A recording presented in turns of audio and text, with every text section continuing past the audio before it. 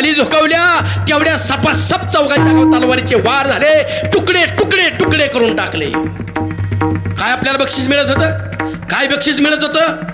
जिजाबाईंनी सांगितलं, जिजाबाई साहेबांनी शहाजी बाबांना सांगितलं, नाही धनी नाही, आता बस, ह्यांची चाकरी आपल्याला करायची नाही, ह्यांची चाकरी करायची नाही, आपल्याला स्वतःच अस्तित्व निर्माण करायचं. पुण्याला आपली जहागिरी आहे, तिकडं जायचं, जमीन कसायची आणि आपल्या रयतेला आपण मायबाप व्हायचं.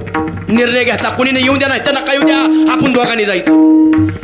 आणि शहाजी बाबा जिजाबाई साहेबांना घेऊन त्यावेळेस संभाजी महाराजांचा जन्म झाला होता. ह्यांचे थोरले बंधू जन्म झाला होता, त्यांचं 8-9 वर्षाचं वय होतं. त्या पुण्याला आल्या.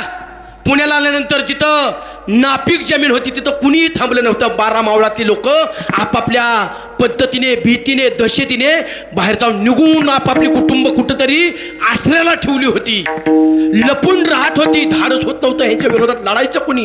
कुणी लढायचं? आणि त्यावेळी जिजाबाई साहेब पुण्याला गेल्या.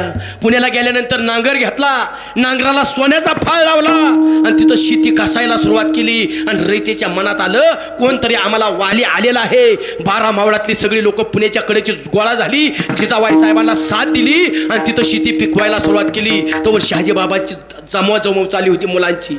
आपल्या 18 पगड जाती धर्मातली लोक एकत्र करून स्वतःचं स्वराज्य निर्माण करण्यासाठी सगळ्या लोकांची जमवाजमव चालू केली होती. आणि त्याच वेळेस निजामाच्या कानावर पडलं की शहाजी बंड करतोय, शहाजी भोसला बंड करतोय. हे बंड जर पुढं वाढत गेलं तर आपल्या तिन्ही शाहींना शहाजी भोसला कधीच ऐकणार नाही.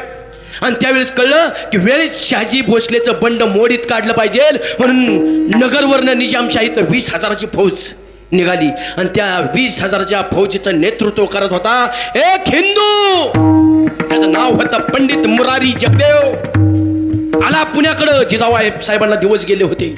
ऐका तुमची ताकद, ऐका तुमची ताकद. जिजाबाई साहेबांना दिवस गेले होते. शहाजी बाबांच्या कानावाली वार्ता की 20,000ची फौज घेऊन निघाले तिकडून पंडित मुरारी जगदेव.